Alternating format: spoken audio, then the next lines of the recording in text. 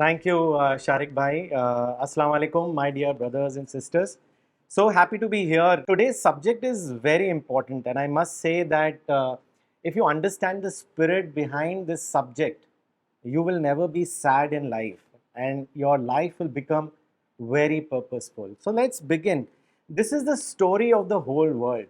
Everybody thinks on some of these lines in some or the other way we can relate. If you talk to them, they will say that why are some more wealthy or healthy or famous? Why do I fail each time? Why does he or she have everything in life which I don't? Why are there so many problems in life? Why did I lose the person I loved most? Why did I lose the person I loved most? I never hurt anyone. Still, people do injustice. Why? Why is life so unfair to me? Why me? So, today we will understand what is the creation plan of God, what is death, what is paradise, and how to build a personality for hereafter.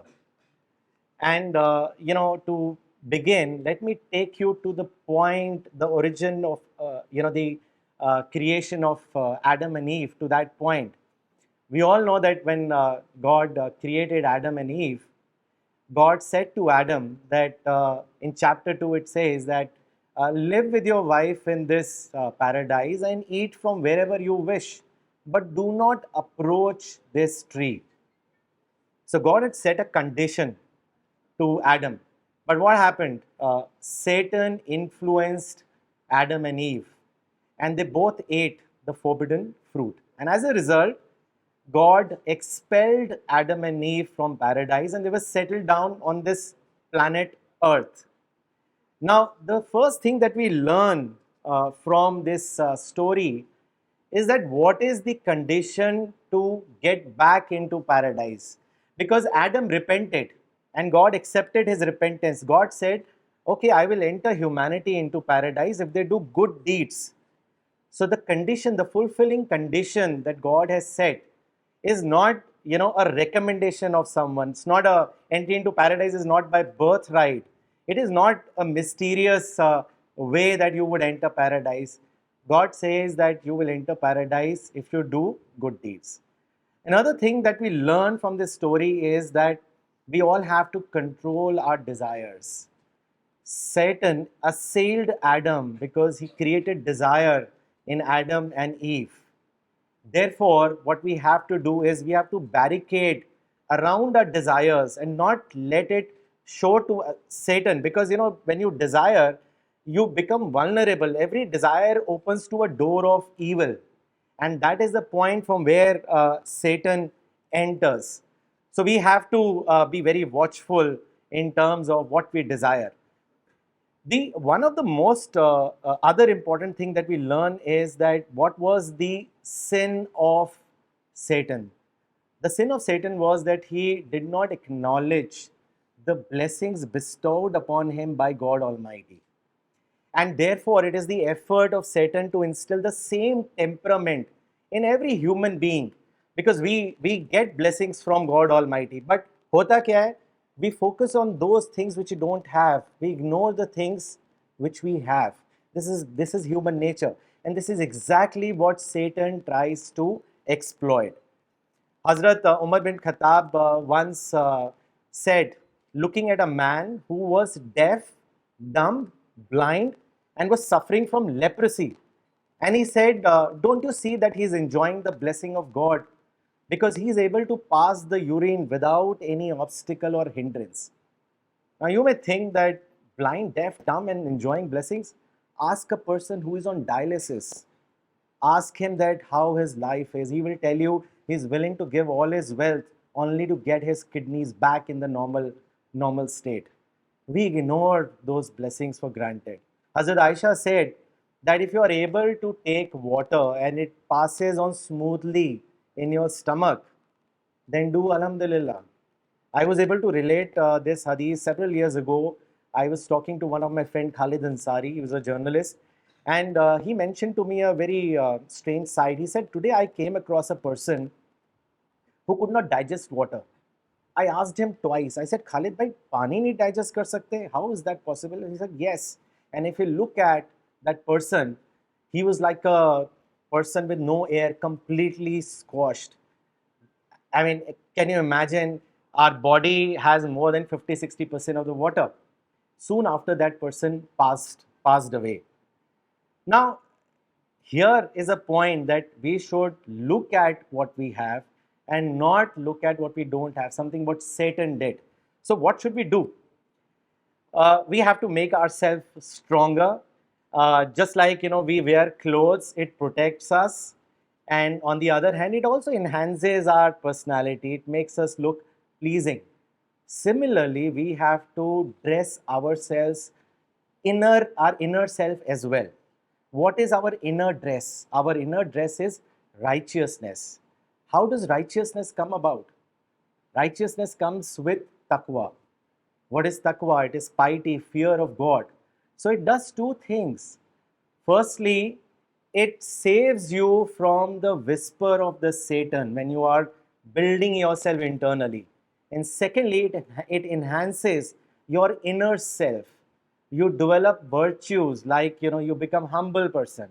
And humility, let me tell you, is the biggest virtue if you can develop it. How do you know that you are a humble person?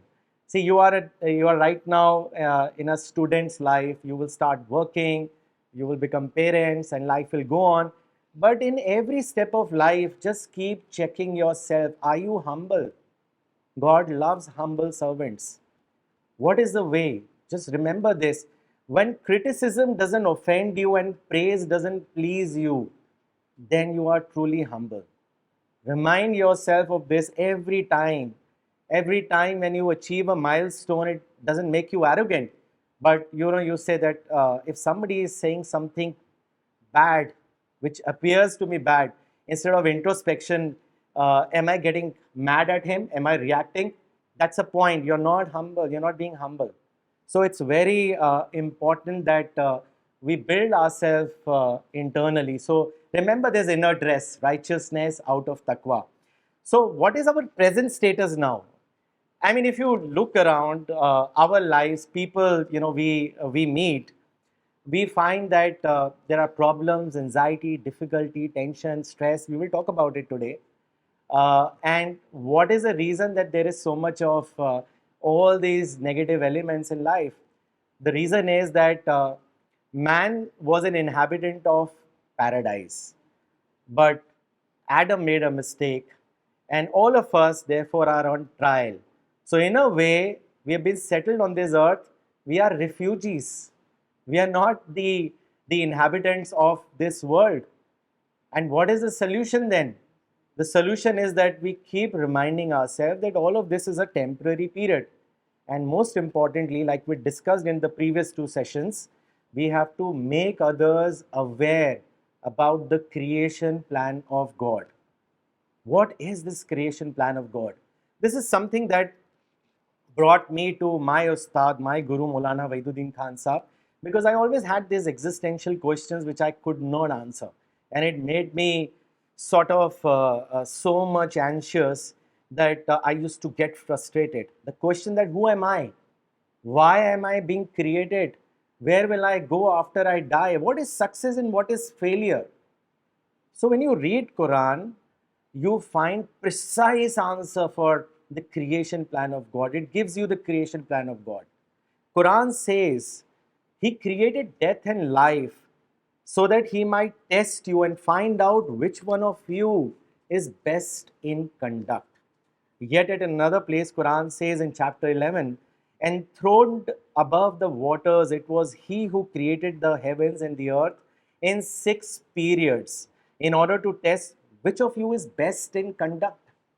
In chapter 18, Quran says, we have adorned the earth with attractive things so that we may test mankind as to which one is best in conduct. But we shall reduce all this to barren waste.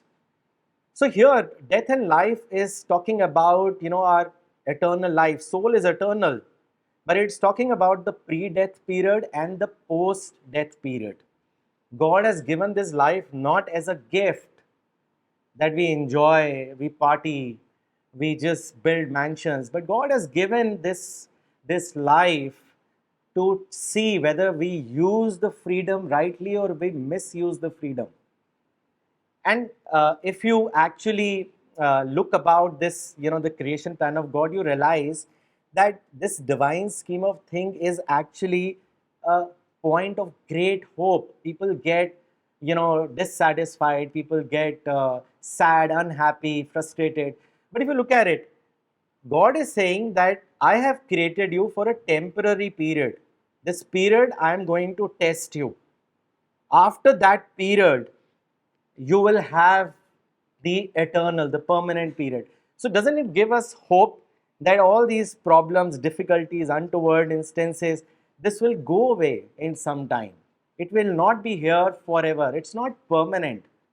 And if you look at it, uh, every man or woman tries to have a perfect life. It is said that every man and woman is a graveyard of unfulfilled desires. We plan so much, but everything left is left behind. So, therefore, when we tell ourselves that this is a selection ground, this world is a selection ground, God created paradise before He created human beings. And that's an ideal world. And God wants ideal people to be settled in the ideal world.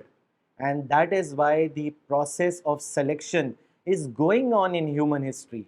That's why prophets came to make people aware, and this is now our role after the prophet. So this is what the gist is, and let's talk about death. It's very important, and I must say that all the people present in this room are not going to be around beyond 100 years, I can say that. Some people will even go earlier, people like me. We'll be gone much, much before than all of you. And uh, but people sort of take life not very seriously. They even don't take death seriously. Once Prophet was asked that, Rasulullah, please advise me, just like iron rust, hearts also rust. What should we do? He said, remember death and read the word of God. Hazrat Aisha once said that death precedes meeting Allah. So, how can death be negative? Just think about it. Our biggest goal in life is to see our Creator, to meet our Creator in paradise. That can only come about after a death period. So, death is not negative, but death is a great reminder. It teaches us lot of things, and therefore we should look at those things in that context. But do you see people taking death seriously when you meet people, when you interact with them? I was reading this book of Maulana Waiduddin Khan's Purpose of Creation.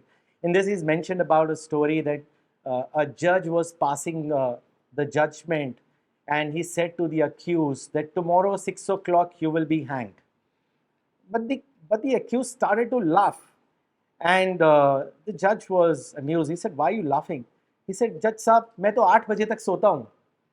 Now, this may appear like a joke, but this is exactly what people feel. They think that the angel of death will not come at 6 o'clock in the morning.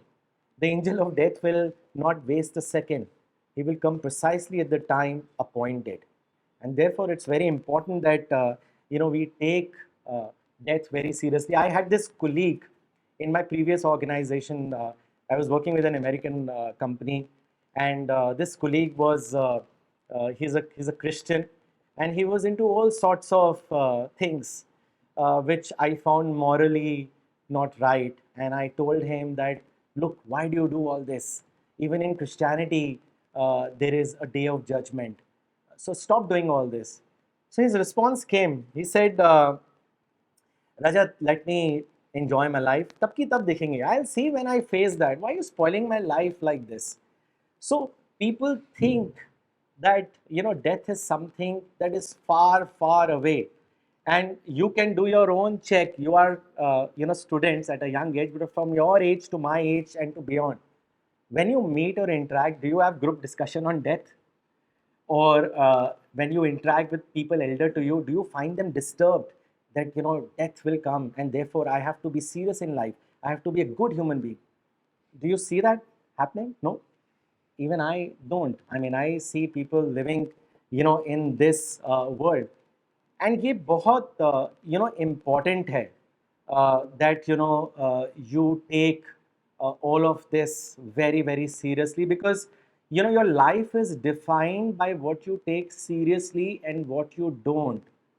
अगर जो आप बोलते हैं आपकी दिल की धड़कन ना बने, if words that you speak does not become your heartbeat, then there will be a disconnection between what you say and what you do. वो कहते हैं ना, कथनी और करनी में फर्क नहीं होना चाहिए. Practice what you preach. So if you take death seriously, then you will mold your life accordingly. And I'll give you a beautiful example, which I came from the life of Hazrat Abu Darda, that how do you mold your life? We all know Hazrat Abu Darda was one of the senior companions of the Prophet, and it was time of the Khilafat of Hazrat Umar bin Khattab, and Hazrat Abu Darda visited him, and he expressed his desire to move to Syria. And he said, let me go to Syria. But Hazrat Umar said, no, I will not allow you to go to Syria. I will allow you with only one condition. And that condition is that you accept the governorship of Syria. Now, Hazrat Abu Darda was a man of hereafter, and Hazrat Umar was offering him a worldly position. So, of course, he said, no, I will not take this. So, Hazrat Umar, like we know his nature and how he was, we discussed in previous two sessions, he said, then you cannot go.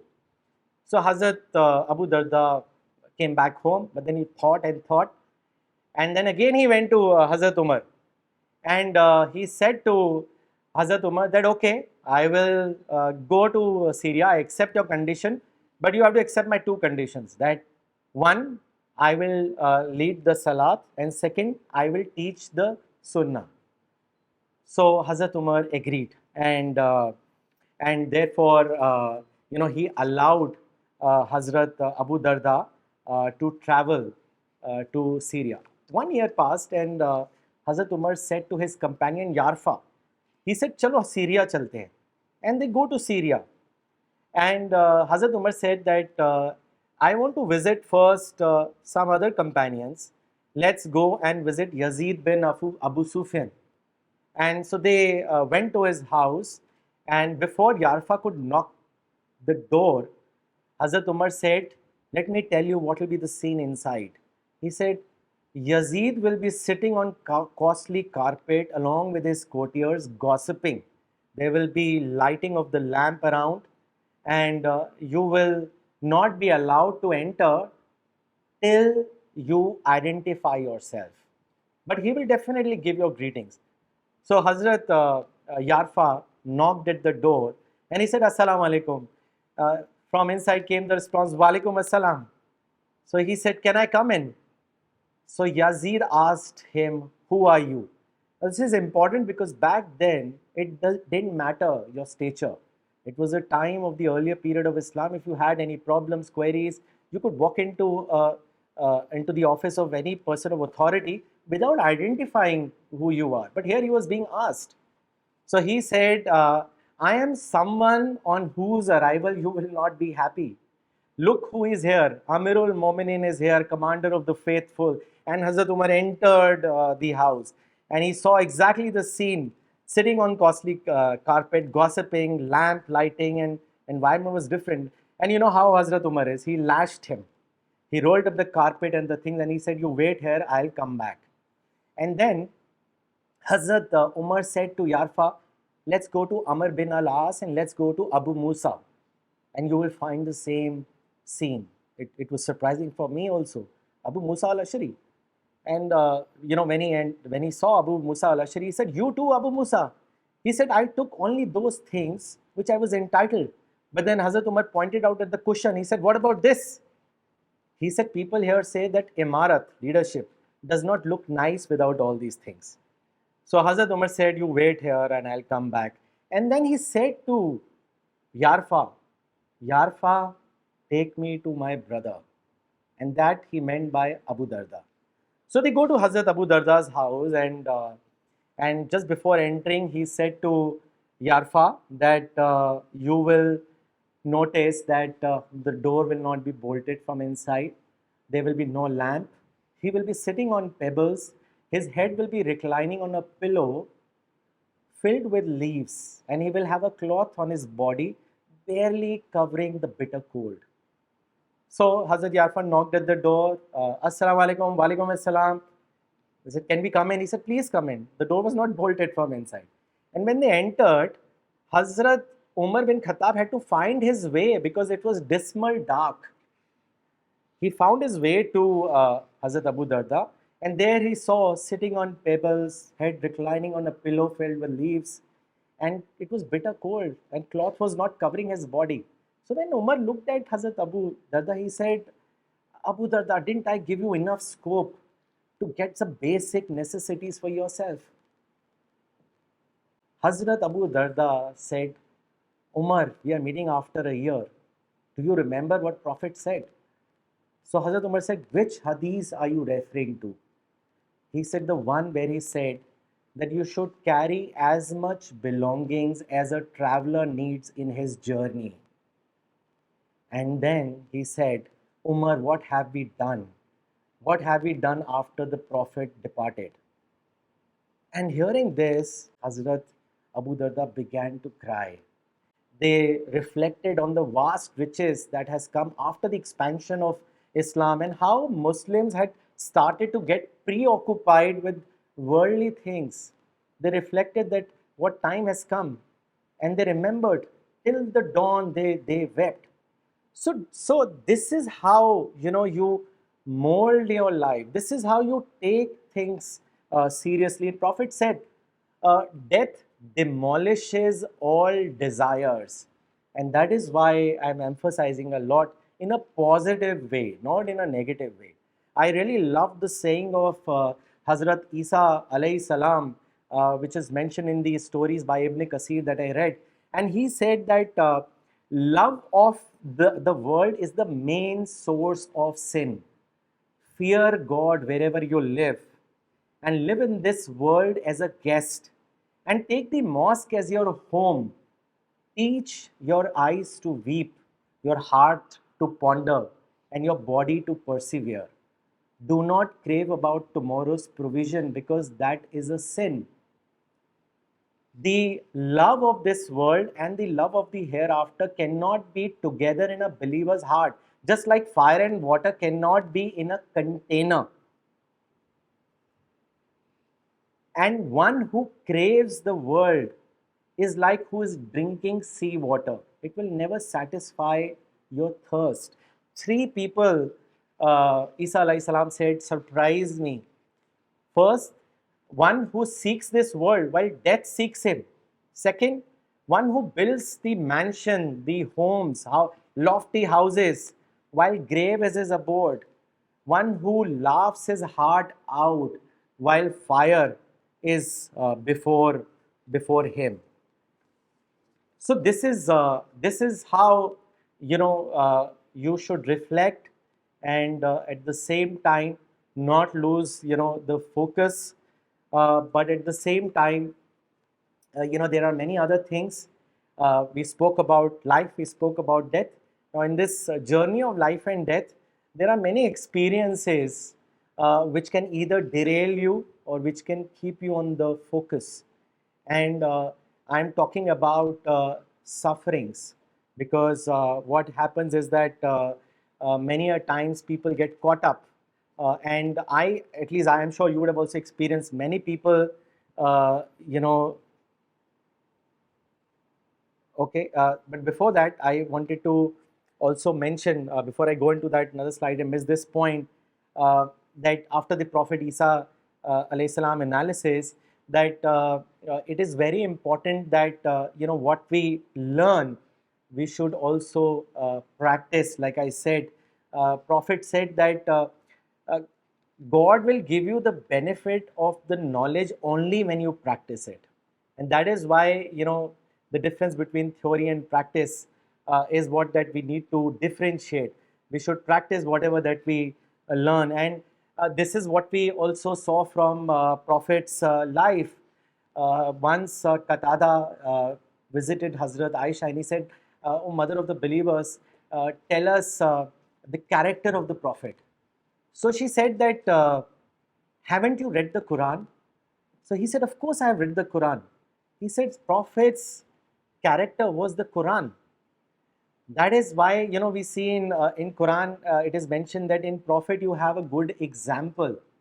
uh, we see from his life that how he demonstrated in situations of crisis, in situations of happiness, and that is how we have to play out in our life.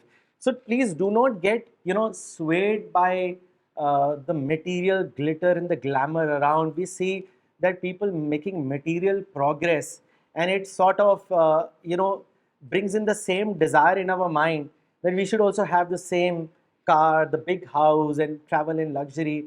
All of this is fake. There's an Urdu poet Sani Badauni, and he had some experiences in his life, and that made him feel that this world is very unreal. And so he wrote a Urdu couplet, which is that फरेब जलवा और कितना मुकम्मल ए माज़ल्ला, बड़ी मुश्किल से अपने दिल को बज़्म आलम से उठा पाया. I mean, this false glitter and glamour of the world, ऐसे लगता है ये complete है, यही सच्चाई है, यही सब कुछ है. I have to do whatever to get this. So false glitter of the world, but with great difficulty, I could detach myself from it. And therefore, that brings me to the point that many a times, we face suffering. In fact, I often get asked by people that, do you really think, Rajat, you talk about God and life hereafter? Do you think that God exists? Because if there was God, why is there so much of suffering? So I tell them that it is not about whether God exists or not that you are attributing this suffering to. You should ask the question: why did God allow these troubles and these sufferings? What is the reason? When you read the Quran in chapter 90, it says that we have created man into a life of toil and trial. You do a survey, you ask any person, I mean, all of you here, and even myself included, everybody will say two things: that one, I want to live in comfort, no pain, live in comfort and luxury, and secondly, don't want to have any misery in life. But the reality is that in your life, it cannot be achieved in the real sense. You cannot have real happiness, real success, comfort, or you cannot eliminate suffering out of your life. By the way, I was reading an interview of Shah Rukh Khan and some time back, and now, as per the worldly standards, he's the most famous person from Bollywood. He's got materially all that a person can aspire for. He's worth several thousand crores of net worth. And so he, ideally speaking, he should be very happy and done for, life mein sab kuch mil gaya. But you know what he said to the interviewer? He said ki, I have this great insecurity. I fear that the day I wake up and I see people stop screaming, Shah Rukh, Shah Rukh, Shah Rukh, I fear that I lose that stardom. Imagine him to be so insecure. And this is a story everywhere in the corporate world, in the world of philosophy. We keep hearing news of suicides, relationships break down. They are the people who have everything. Then why is that they are mentally so much suffering? Because the happiness does not, lies here. In a way, man was supposed to direct himself to hereafter, but he made a U-turn to this world.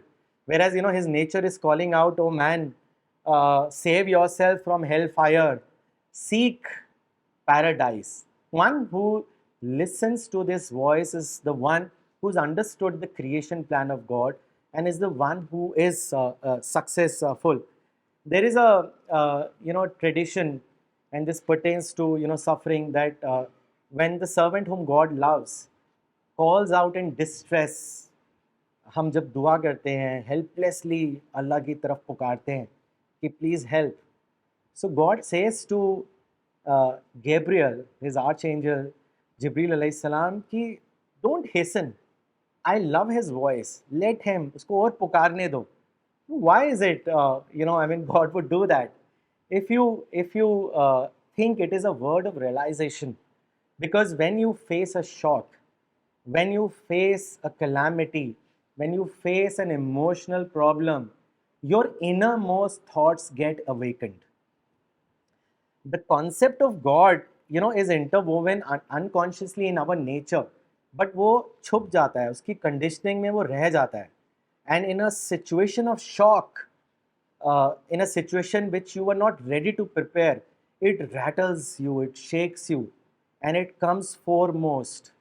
And it is that situation that God puts you in, because the real purpose is to discover our Creator. It's not about getting a good job. It is important, we will discuss about it later. But the real purpose is to discover God, understand the creation plan, and that is why these problems keep coming, so that it shakes you. And therefore, God says, don't hasten. And in modern psychology, it is called as brainstorming. You do brainstorming when you are in crisis. And, when you read Quran, you find that in chapter 2, there is a verse that people in paradise, when they will be given things, they will say, this was the same provision we enjoyed when we were, on the planet Earth. Similarly, there is a hadith which says that the intensity of the heat is because of the blowing of heat from hell. तो ये जो कुरान की verse और हदीस है, it actually is giving you both a reflection of paradise and hell. When you experience good things, you remember paradise. When you experience things which are not palatable, which are not good, you remember hell. It is like a person goes in, with the fear of hell and longing for paradise. And therefore, when you experience all these things, do not get distressed, but think that this is the point that you need to connect with God Almighty.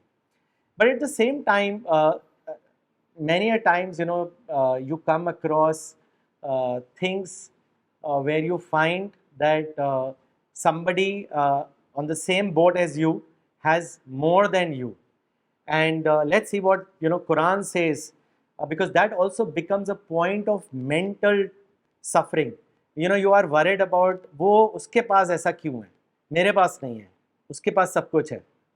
What does Quran says? In chapter 6, Quran says, it is He who has made you successors on the earth and has exalted some of you over the others in degrees of rank, so that He may test you by that which He has given you. Your Lord is swift in punishment, yet surely He is forgiving and merciful. I had this, colleague of mine. He was a chartered accountant. He was a rank holder. And then after that, he did his MBA from one of the top MBA institutes from India. And we used to have a little break. He used to smoke a cigarette, and I used to have my cup of coffee. So once he was smoking and I was having my sip, he said, I'm very frustrated. So I said, why, what happened? He said, yeah, salary बहुत कम है. I'm unhappy. And I knew his salary and it was very good. So I said, okay, let me give you a situation. Forget about, all that the salaries of others. Let me take you in a time machine back to when you did your CA and you did your MBA. And just after completing your MBA from the top 5 universities in India, somebody would have said that this is going to be your salary. And I told him his present salary. I said, what would have been your response? He said, that time, he said, I would have said, are you mad? I can't be making so much. So I asked him that, why are you unhappy? He said, look at my classmates, they're making 3 times, 4 times. So he was unhappy, not unhappy because he was making less. He was unhappy because his other colleagues were making more money, than him. But what is Quran saying? Quran is saying that human inequality is intentionally planned by God. He doesn't want equality. Why? Because competition brings about progress, it brings about development. Let me ask all of you, आज आपको बोलें कि पढ़ो या ना पढ़ो, same mark, same rank, will you really work hard? No, right? Because you know it's pre-decided. You work hard because you have a potential to prove. God has kept unlimited potential in each of you, and therefore that can only be unlocked in a challenging situation. And that is what modern psychology also says. It says that favorable situation kills the spirit of struggle, while incentives actually brings about progress. And this is not the case of just a individual, even nations. Let me tell you, today India is the fifth largest in GDP. Which are the four other nations? USA, China, Germany, Japan, and India. Do you know in 1990s, India and China were at the same level of GDP? Yeah, you're nodding. The per capita income, or the average income as they say, in 1990s for a Chinese and in India was $300. Today, China is $18 trillion economy, India is $4 trillion economy. Chinese is making 12,000 US dollars per capita average, and Indian is making 2,250 US dollars. Do you see the difference from 90s to now? I had a professor in MBA, and he was economics professor, damn good, superb. I mean, his class used to be like packed. And his story is again amazing. He studied Hindi medium till graduation. The first time he came to English medium was his post graduation, and he went on to become an excellent professor, traveling all over the world. So in one of the economics session, he said that I was doing a guest faculty in New York, and he said that let me tell you that in my classmate nationalities, different nationalities come. The best that I have found were Chinese. He said we would have case studies till 7, 8 o'clock in the day, in that day ending. And if I would give assignments, only one person or one nationality would complete the assignment, and there will be Chinese the next day in the morning. They're so hardworking. So that is in a way telling us that unfold your potential. And German psychologist Alfred Adler wrote in his book Individual Psychology that I studied man whole of my life, and he said precisely this. He said, I found that every person has this unique ability to convert minus into plus. And the greatest example that we find is of Prophet Muhammad Sallallahu Alaihi Wasallam. I mean, look at his life.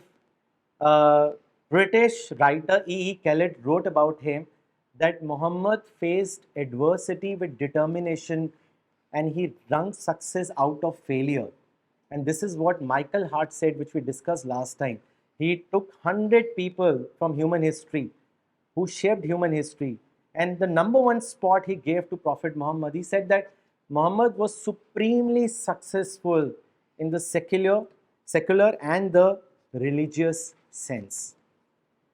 That's like one example that we can relate to. We discussed many aspects in the previous two sessions. So the law of success, if you really understand, because people get upset when they lose. Back at the time of the Prophet, after the Battle of Badr, which Muslims won, which was in 624 AD. In 625 AD, the Uhud battle took place, and the Muslims lost. They were so dejected. They said, we are the ones who are following the truth. They are the ones who are following the falsehood. Yet they won and we lost. At that time, the revelation came. And the revelation was, and do not become faint of heart nor grieve. You will have the upper hand if you are believers. If you have suffered a wound, they too have suffered a similar wound. We bring these days to men by turns, so that God may know those who believe and choose witnesses from among those, and God does not love the unjust.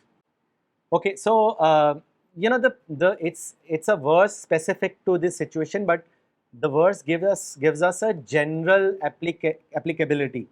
It says that no community or no individual has a monopoly over success. They come, with turns, and therefore, when you face success, be grateful to God. Do Alhamdulillah. But when you face a failure, reassess, reevaluate, replan, but don't give up.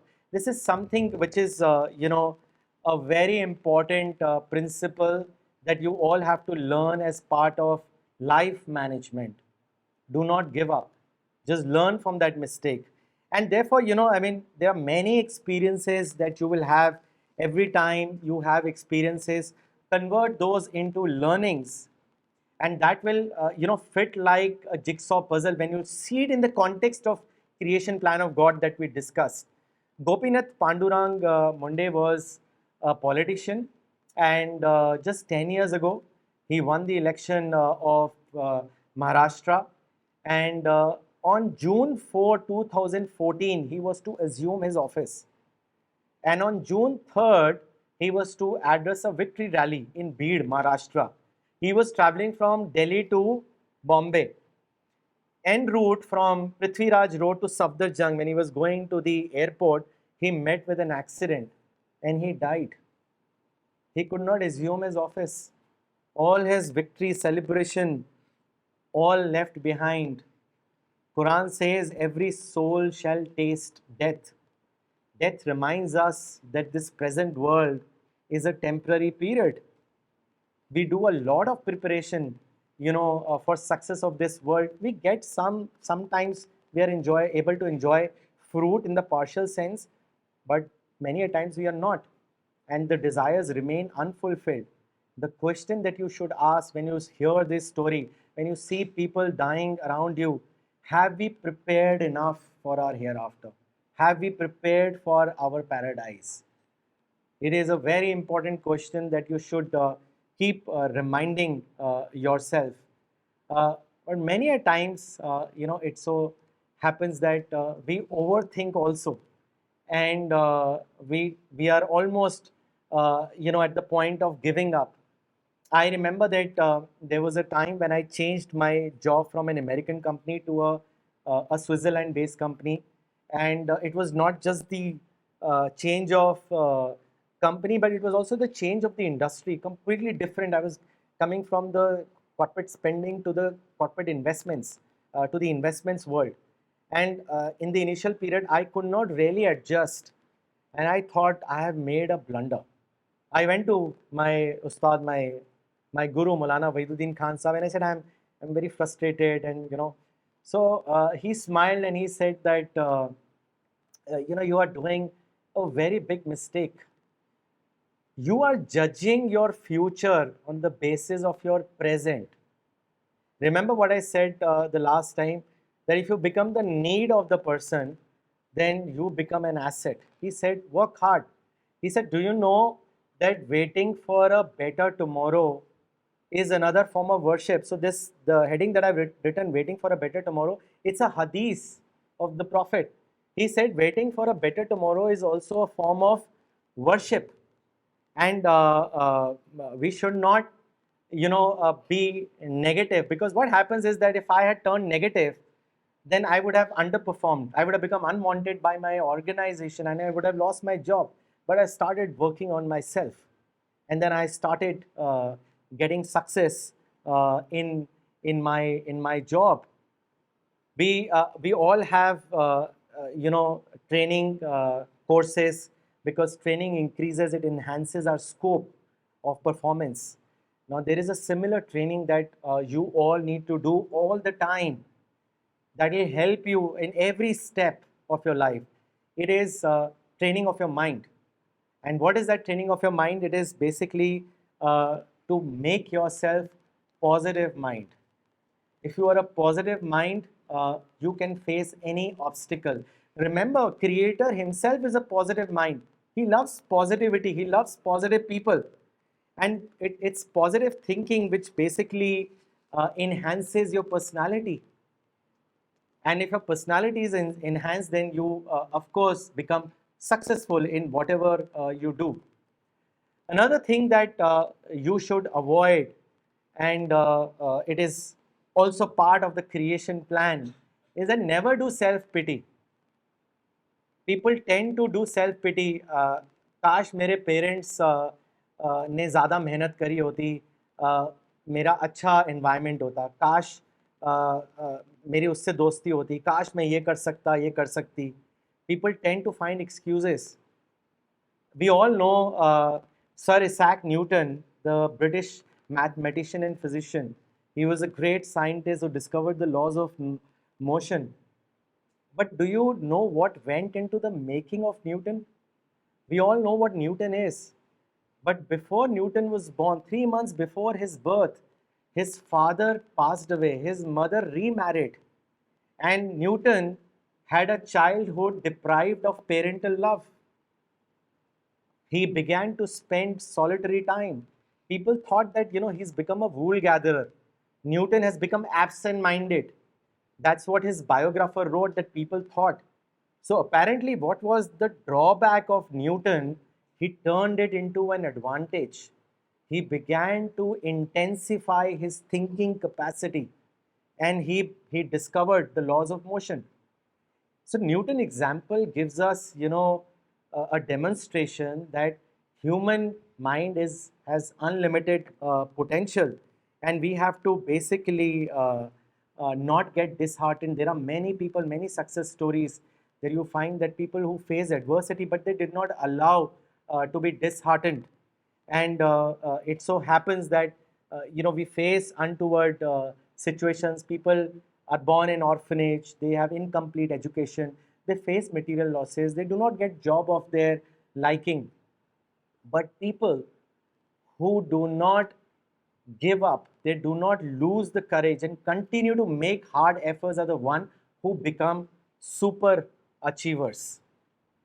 And that is why, you should, when you face stress, you have to tell yourself that I'm not going to make stress my master. I'm going to make stress as my servant. And this is, very important to understand. Today we see that there are many centers that have sprung up all over the world in the name of managing stress. They just give some temporary relief, but then when you face a real life situation, it's back to square one. And by the way, do you know stress is the third biggest killer after cancer and heart attacks? So it's something not to be taken very lightly. People say that मेरे को tension हो रहा है, but tension is just a negative name of a positive phenomena. It gets you, going. In the game of volleyball, there is a waller and there is a booster. Now, waller plays the main role, but unless he gets the help of a booster, he cannot play his part. So similarly, tension and stress is like our intellectual booster. आपको जब तक tension नहीं होगा, you will not make your move. The only place where there is no tension is graveyard, and this world will not be completely free of tension. John Milton turned blind, and he wrote the masterpiece Paradise Lost after he turned completely blind. Look at his achievement. I mean, even for all entire human history, John Milton has created history for himself. And there are going to be always opportunities. The only mantra is that you keep trying again and again and again. The only thing that I would say is that do not get negative. Remain positive and be good and do good and speak good. There is a beautiful hadith. Prophet said that a person who speaks a good word, he cannot imagine what good may come out of it, but God will be pleased with that person. and he will remain pleased till he meets him. Similarly, a person who speaks a evil word, he cannot imagine that what may come out of that evil word, what result may happen because of that evil word. But God will remain displeased with that person till he meets him.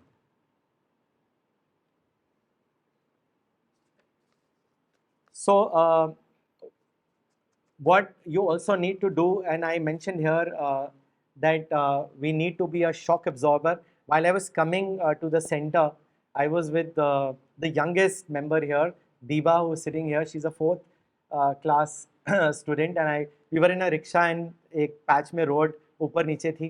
तो मैंने दीबा से पूछा कितना jerks हो रहा है. Do you know why it's happening? You travel in a car also but इतने जर्क्स नहीं होते हैं. So she said, why? I said, because the rickshaw does not have shock absorber, but a car has. It gives you a smooth ride. And, in our life, therefore, if you really want to become a spiritual person, we have to give up the language of complaint. We have to build we have to inbuilt a shock absorber. हम लोग play store से apps download करते हैं. I will say that please download a shock absorber app right now. And every time you face a situation, just activate that shock absorbing app and tell yourself that I will not allow myself to be dictated by this negative situation, and I will continue to be a positive person. So that brings us to the last part, which is paradise. And paradise, as I mentioned, is a perfect it's a perfect world. There is a hadith which says that paradise is a world which no eye has seen, no ear has heard, and no mind has conceived. It's an ideal place where only ideal people will be settled. Can you visualize, I mean, how it would be once a companion asked the Prophet that what is the construction of paradise?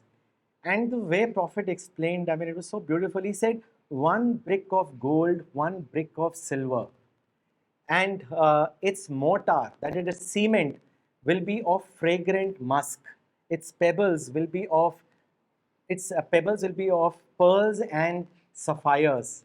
Its soil or earth will be of saffron. Any person who enters into paradise, he will never decay. His clothes will never decay. He will never age. His youth will remain forever.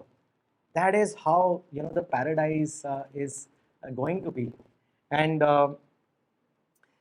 God would address the people of paradise. There is this hadith in Sahih Bukhari, and he would say that, oh, people of paradise, and they will say that, here we are, O Lord, good is in your hand. So God will say that, are you well pleased? They will say, why will we be not well pleased? You have given us something which you have given to no other creature. So God will say that, should I give you something more excellent than this?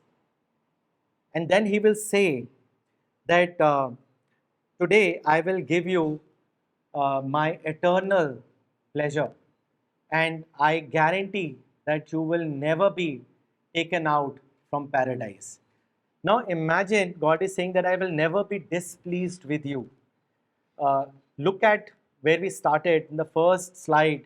God was displeased with Adam, and Adam was banished from paradise, and we are here on earth. Now here God is saying that you will enjoy eternal pleasures of paradise.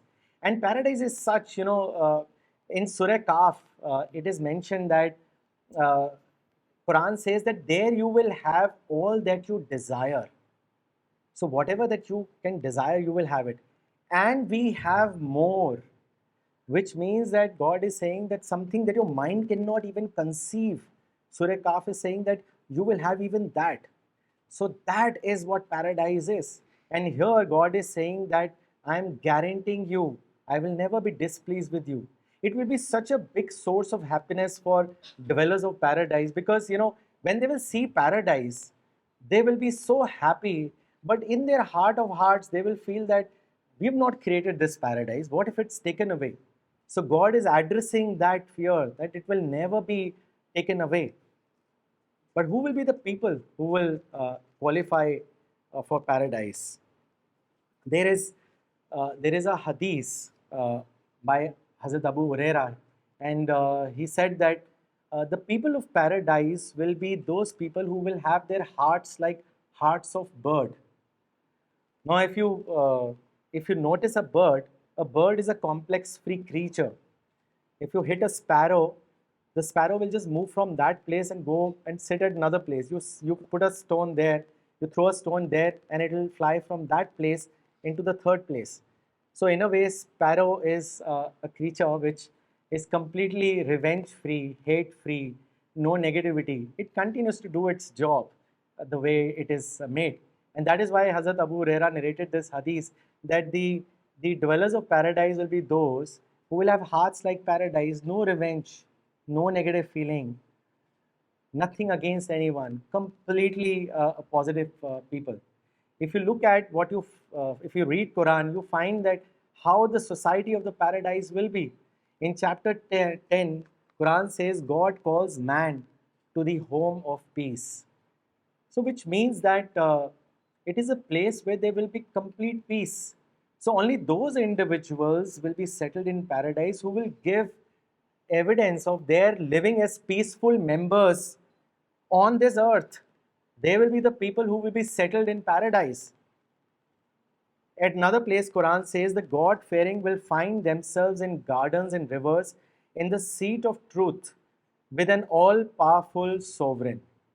So people who will give demonstration of their truthfulness, their sincerity in this world will find a seat of truth in paradise. What will be the atmosphere of paradise? Quran says that they will not hear therein any vain or sinful talk, only the words of peace and tranquility. What will be the society of paradise? Quran says, whoever obeys God and the Prophet will be among those he has blessed. The prophets, the truthful, the witnesses for God, and the righteous. What excellent companions these are. Can you imagine what kind of society will that be? It will comprise of the best people from entire human history. The people, the righteous, the prophets, the truthful, the martyrs. The paradise will comprise of those people. So if you want to be a member of that society, you will have to give evidence here on this planet Earth. Only then you will be able to qualify for paradise. And what is that important thing that all you need to do when you are here? And that is what the price of paradise is. And that is where it completes the full circle of creation plan of God.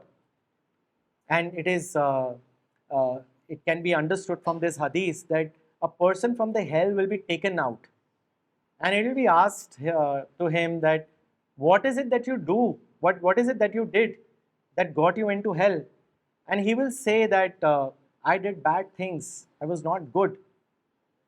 Then it will be said to him that if you have gold equal to the earth, will you give it in place of what your present status is? And he will say, of course, I will give that. But then it will be said to him that when you were on earth, you were asked much less. What is this much less? This much less is nothing but just acknowledgement of God. It is not just a lip service कि बस हमने कलमा पढ़ दिया and that is enough. Many people do that. But the real acknowledgement is that when you discover God's glory, when you discover why you were created, and when from the depths of your heart, you reach out, you lead a God-oriented life, and the words that comes on your lips, that is the true remembrance of God. And that is what the real acknowledgement is. हम सब अगर आप देखें that brings me to the end of it कि we are on a journey. आप इस example से समझिए कि जब हम घर से निकलते हैं, when we go on a travel, we get homesick, right? uh, and there are inconveniences of travel. But हमें back of the mind, we know that okay, we will come back home. So we tolerate all those inconveniences because we know it is a temporary period. If you expand this to understand, the present status, the creation plan of God, why, if there is one word that will explain all the problems, why is there so much of dissatisfaction? The reason is that we all are homesick. The entire humanity is homesick. We are not made for this world. We have to go back to our real world. The real inhabitant of a fish is water. The real inhabitant of a human being is paradise. And that is why we are homesick. That is why even if we get what we desire, we don't feel incrementally happy. Soon after the newness of it fades away. And we again feel wanting for more. We are not truly satisfied. There is something in plastic surgery. It is called uh, Professor William Boyd said, self will not accept not self.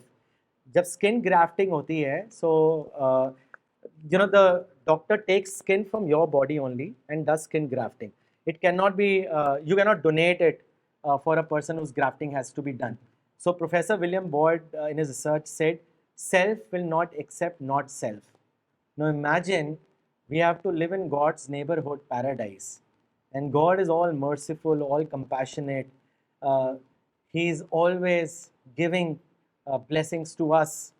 Will He settle those people who will not have those divine-like qualities? All of us have to build that marifat, that personality, that God orientation has to be done. Only then we will be able to live in paradise. God will only accept those people. So thank you. I hope I made some sense, and we can interact now. Thank you.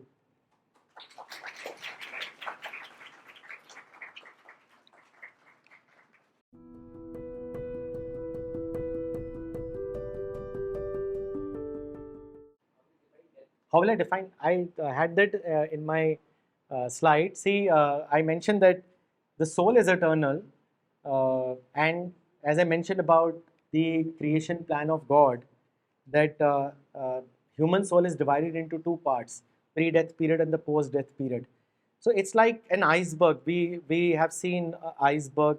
Some of the icebergs that we see, they are as high as 60, 70 stories, but still it is only the tip of the iceberg. The real iceberg is submerged under the sea.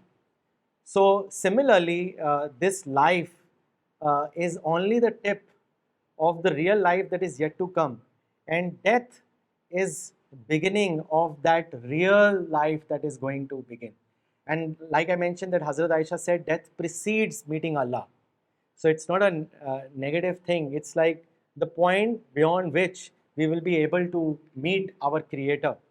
And it's a reminder that why we are here, what is the purpose of a life. So do you really think a man dies? I mean, the physical body dies, but our real identity is not this. We get identified like I am Rajat, he's Sharik Bhai, Vinny Appa, your sir, because we are in a physical body. But our real identity is not this physical body. This is going to be discarded. The real self is not seen. You can't see my soul. That real soul is eternal. So it moves from this pre-death period to the eternal world. So can't we say that it is simply a transformation from one medium to another medium? Absolutely, you're right, sir. So in that way, man is immortal. In that way, life, the soul is immortal. Yes. So if we consider the whole process right from the beginning of the soul till the so-called death, or the next phase, or we can say the end point of the whole phenomena, that is akhirat. So can't we say that man simply vibrate from one phase to another phase? So this is a journey from this earth to paradise. So yes, you're right what you're saying, and this journey has various points that we experience in life, which will actually be those testing points, which decides that whether we will be able to inhabit, or are we worthy of gaining entry into paradise. So this period is a period of action. Like Prophet said, uh, he said that, I am worried about my ummah for their desires and for their wishes, because because desires sort of takes you away from truth, and wishes makes you forgetful about hereafter. And he says this world is the period of action and not reckoning, but the world hereafter, what sir is talking about, is the world of reckoning and not action. And therefore we have to differentiate between the two. We can do action here, we cannot do action there. That is the period, the phase of reward or punishment. So, next question is, do really universe exist according to the Quran? In terms of physical phenomena. Well, I mean, universe exists. I mean, we are in part कहीं of that ऐसा है universe. शायद कुरान में कहीं कि this universe, the whole world is an illusion. Whole world is an illusion. Quran says that we have created this as a game. This word is as a game. It's a word that is used, but nowhere it says illusion, because when you say illusion, then everything becomes unreal. I mean, illusion in the sense that this world is real, paradise is real, God is real.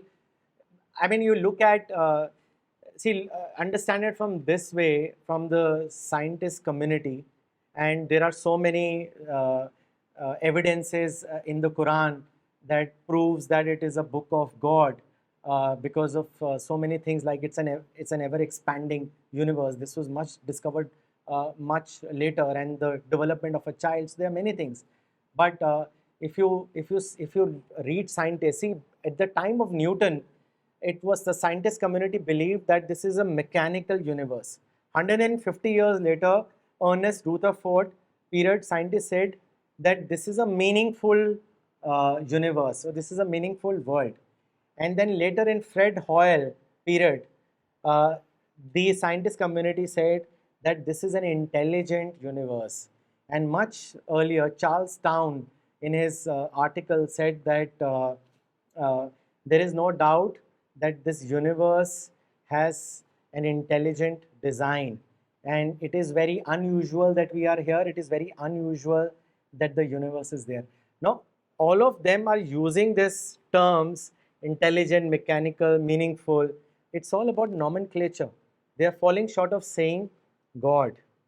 And therefore, when you also interact, you cannot prove things like 2 plus 2 is equal to 4. There will always be an element of doubt. But looking at these intelligent signs, designs, and our own personal experiences, it points out that there is a creator, and we are under the protection of that creator who is watching us every step. In 2022, three physicists got Nobel Prize, and they proved that this world is not real in sense. And according to that experiment, according to quantum physics, because of consciousness, universe is there. Not because universe is there that we are conscious. That is according to biocentrism theory. Scientists will of course explain in a manner that they have realized things. Rene Descartes said that I think, therefore I am. Maulana Saab said ki I will say I exist, therefore God exists, and that itself is enough. But we will keep having these intellectual confusions thrown at us. That is why Hazrat Ibn Masud said that that don't spend too much time discussing philosophy, because it will tend to take you away from the real meaning.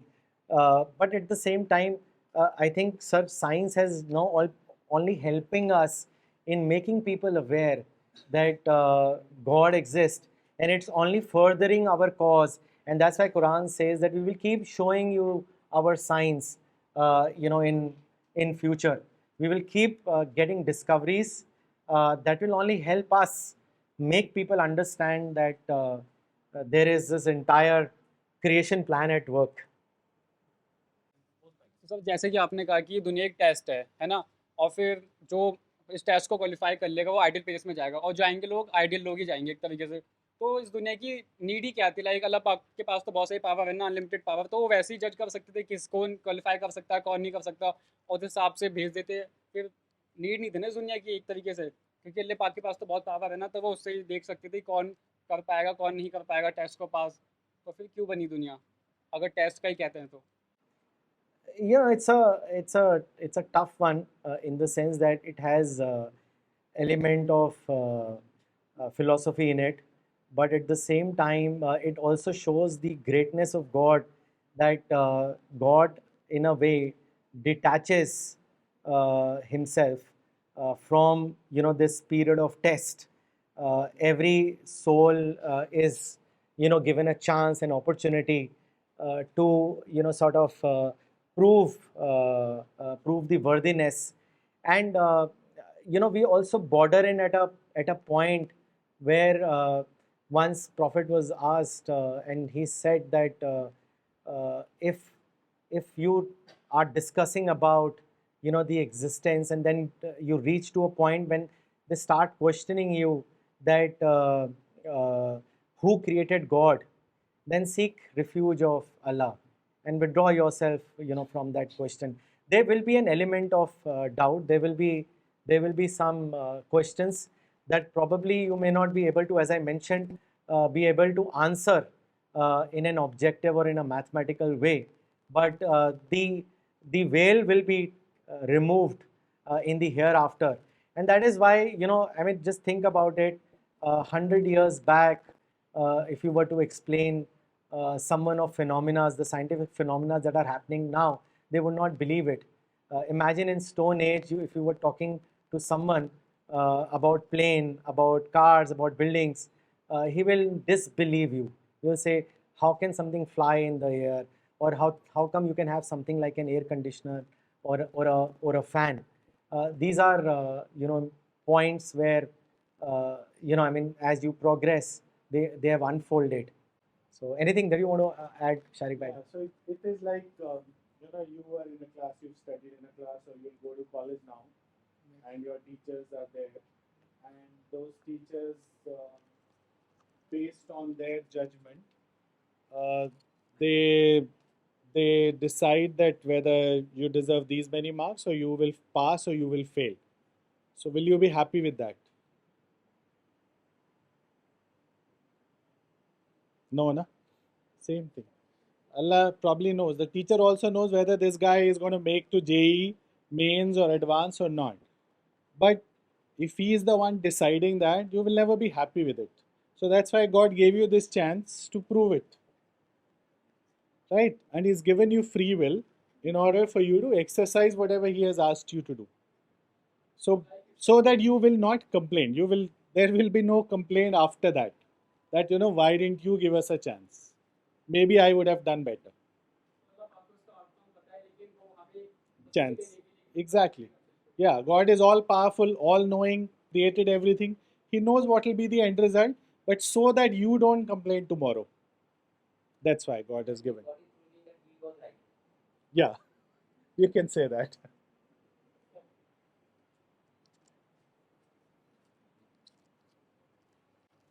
Sir आपने बताया कि sir जैसे जन्नत वो ideal दुनिया है, तो sir लेकिन हम देखते हैं जन्नत में भी हज़रत आदम का टेस्ट लिया गया था।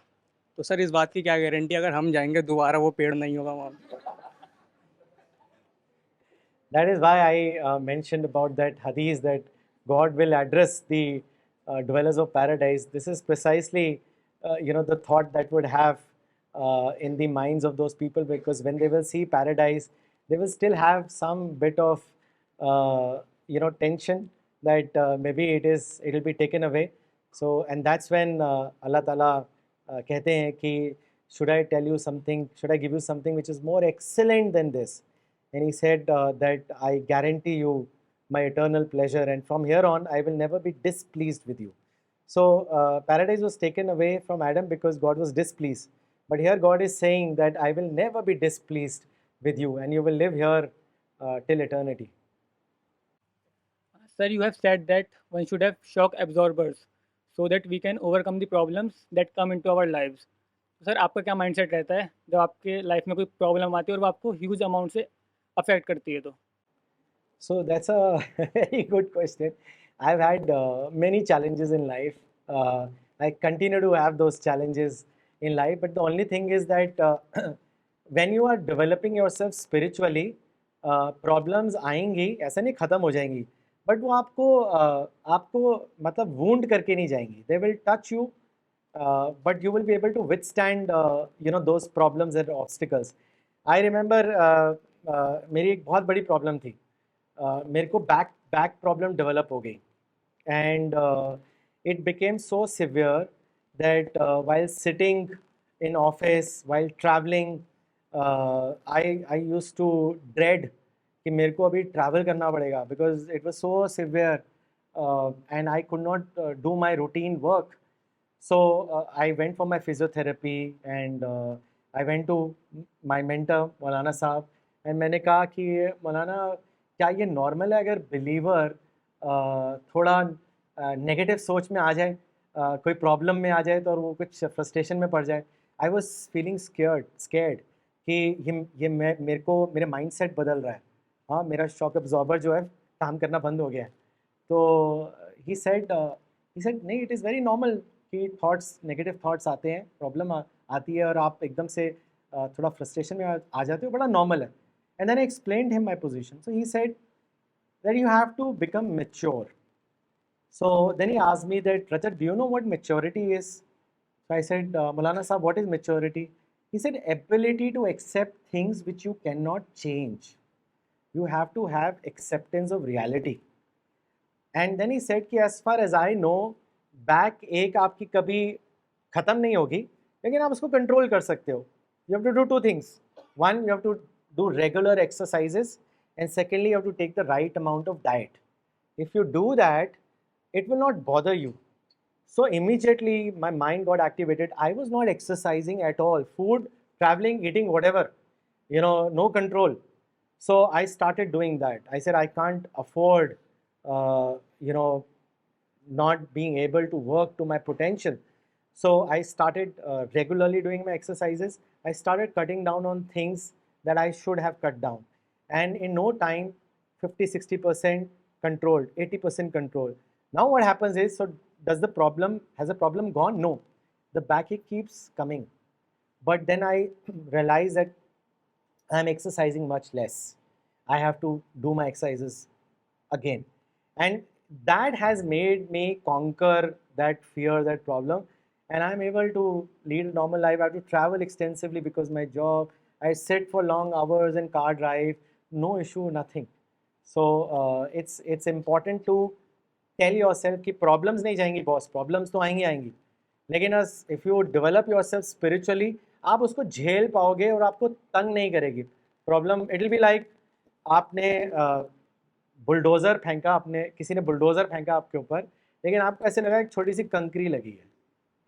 It diminishes its impact. Sir, when God created us, just like, sir, paradise life is immortal, and we are existing from before Adam's. So, sir, when God created us, No, God created us. God first created, like it has come in the Hadith and the Quran that we gather, that He created the ideal world, the paradise and everything, and then He created Adam. So Adam was the first creation, and then from Adam, the humanity came. No, so God, I mean, from the Hadith you gather that God created all the souls, and then God addressed all the souls, and then He explained everything, and that's why, the concept of God is interwoven unconsciously in human nature. क्योंकि वो पहले से ही बता दिया गया है, address किया है गॉड ने to all the souls, and then God has sent mankind to test on this planet earth. और ये तभी ऐसे होता है कि जब कोई सिचुएशन आती है, जब कोई चैलेंज आता है, तो आप एकदम खुदा की तरफ आप रुख करते हैं. आपके अपने आप अंदर से दुआ निकलती है, हेल्प निकलती है कि खुदा मुझे बचा, मुझे इस प्रॉब्लम से निकाल. And this is what unfolding is all about. So you have to. So in that sense, every person is a born seeker, but every seeker is not a finder. हमें सीकर बना के भेजा गया, हमें फाइंडर बनना है. और फाइंडर कैसे बनेगा? कॉन्टेम्पलेशन से, तदब्बुर, तफक्कुर से, you know, reaching out to God, leading a God oriented life. Never leave your prayers. नमाज ज़रूर करनी चाहिए, because that's a sure shot protection. Sir, as we know, Allah Subhanahu wa Taala is just, and He loves justice and equality. So a person जो बिल्कुल luxurious life जी रहा है और एक person जो एक मतलब problem वाली life जी रहा है, तो अल्लाह पाक टेस्ट कर रहे हैं उसका. तो सर उस टाइम अल्लाह पाक जस्टिस कैसे करेंगे? लाइक गरीब है, वो गरीब पैदा हुआ है, उसे बहुत सारे सवाब मिलेंगे सहने के और उसके, और एक बंदा है जो लग्जरियस लाइफ जी रहा है, उसको इतनी प्रॉब्लम्स नहीं आ रही, अब उसको इतना सवाब नहीं मिल रहा, तो अल्लाह पाक ऐसे जस्टिस कैसे करेंगे एक लाइफ में जो उसका जजमेंट पे जस्टिस कर रहे होंगे? किसी के सवाब ज़्यादा आएंगे, किसी के सवाब वो आएंगे, तो जस्टिस कैसे करेंगे तब वो? Okay, if I've understood you correctly, but you have to see, you are judging a person's happiness on the basis of material accumulation. Because if a person is poor, he is unhappy, or if a person is, let's say, very healthy, having fame, then he is in a better position than the others. That is not the case.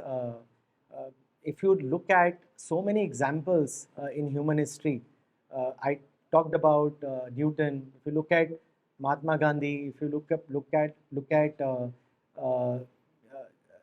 you know, the examples of Edison, there are many other scientists. They come from very humble background. APJ Kalam, look at, you know, what background they were in, but because of their hard work, they were able to reach to the point of success. And at the same time, material pleasure is no guarantee. There was one, I don't know if I mentioned that in the last session, there was a real life instance of a businessman who took Maulana Saab to one of his factory. And when they entered the factory, they saw that there was a laborer who was completely, I mean, full of sweat, and he was having a peaceful sleep. वो बोरियों के ऊपर सो रहा था. तो जो businessman है, was like a multi-millionaire. He said to मौलाना साहब कि मौलाना साहब, ऐसी नींद मुझे कभी नहीं आई. I really envy him. जिस तरीके से ये सो रहा है, मैं वैसा कभी नहीं सो सकता. You have to not look at things through a human eye. You have to see that what is it that actually God is looking in you, and God will certainly help a person who, वो कहते हैं ना कि a bird, God gives every bird its food, but does not throw it into the bird's nest. You make an effort, you work towards it, you will surely succeed.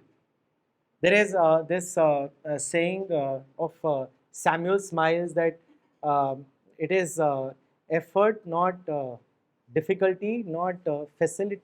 There's something I'm forgetting. Do you remember, Vinyapa? It is not facility but difficulty. It is not effort but ease that makes a man.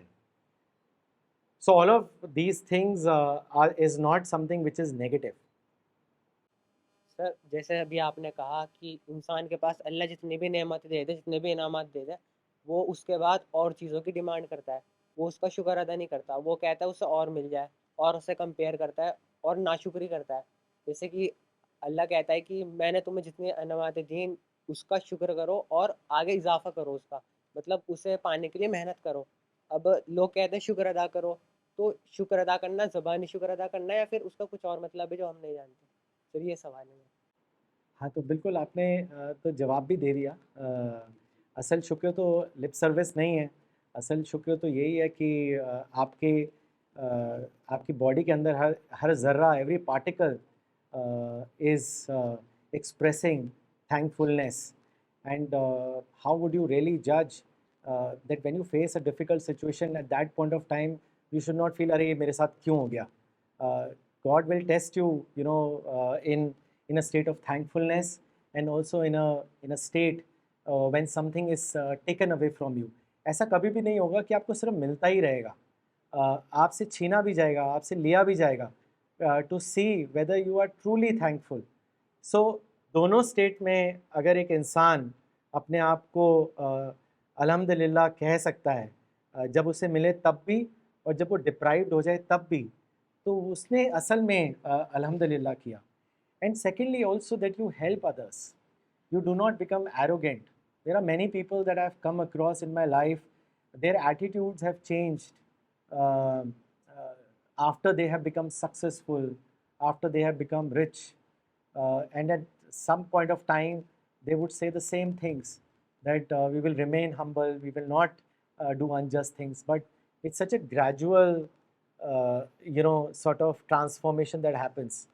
इसीलिए prophet ने एक मर्तबा कहा कि Adam, son of Adam is very greedy.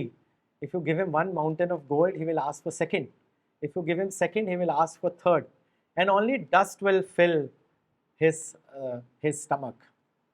Sir मेरे हिसाब से जो शुक्र अदा करना है उसका मतलब मुझे ये समझ में आता है कि जितना भी हमें अल्लाह ने दिया है, जितने भी इनामात दिए हैं, उसको पूरे तौर पे मुकम्मल तौर पे इंसानियत के फ़ायदे के लिए इस्तेमाल करना, असल शुक्र अदा करना ये है. बाकायदे से ज़बान से शुक्र अदा करना, ज़्यादातर लोग समझते हैं कि शुक्र अदा करना ज़बान से कह दिया, अल्लाह का शुक्र कर दिया तो वो काफ़ी है, लेकिन वो काफ़ी नहीं है. काफ़ी मतलब उसका अगर तुम्हें वाकई में करना है तो उसका ये है कि जितना भी तुम्हें मिला है उसको पूरे तौर पे इंसानियत के फ़ायदे के लिए इस्तेमाल करना, वो है. तो मेरे हिसाब से ये है. तो क्या वेल ये ठीक सेड, है? या it's absolutely, you are absolutely correct. Well said, जज़ाकल्लाह. सर आपको ऐसा लगता है कि दुनिया के अंदर इम्पॉसिबल चीज़ पॉसिबल हो सकती है दुआ से? और सर एक ऑथर हैं जोसेफ मर्फी, उन्होंने अपनी बुक में लिखा है काफ़ी पावर ऑफ सबकॉन्शियस माइंड, उन्होंने ताकत बताई है सबकॉन्शियस माइंड की. उसमें इन्होंने एक स्टोरी भी शेयर की थी कि जैसे कि एक आदमी थे, उनका हाथ बिल्कुल सही था, दोनों हाथ. उनकी बेटी की तबीयत बहुत ख़राब थी, तो कोई भी आता तो कहता था कि आपकी बेटी तो ठीक ही नहीं हो रही. तो उनका कहना था कि जिस दिन मेरा राइट हैंड टूट जाएगा उस दिन मेरी बेटी ठीक हो जाएगी. अब ये कहानी चलती रहती है सालों साल, 10 साल हो जाते हैं, 20 साल हो जाते हैं. तो एक दिन क्या होता है, उनका एक्सीडेंट होता है, उनका जो राइट हैंड है वो टूट जाता है और उनकी बेटी ठीक हो जाती है. तो इससे उन्होंने ये प्रूव करने की कोशिश की कि जो हम कहते रहते हैं हमारा सबकॉन्शियस माइंड उससे पकड़ लेता है और वही चीज़ हो जाती है. तो ऐसा पॉसिबल है कि जो हम कहते हैं वही चीज़ हो जाए और दुआ की वजह से कोई चीज़ इम्पॉसिबल लगती हो हमें और वो पॉसिबल हो सकती है दुनिया में.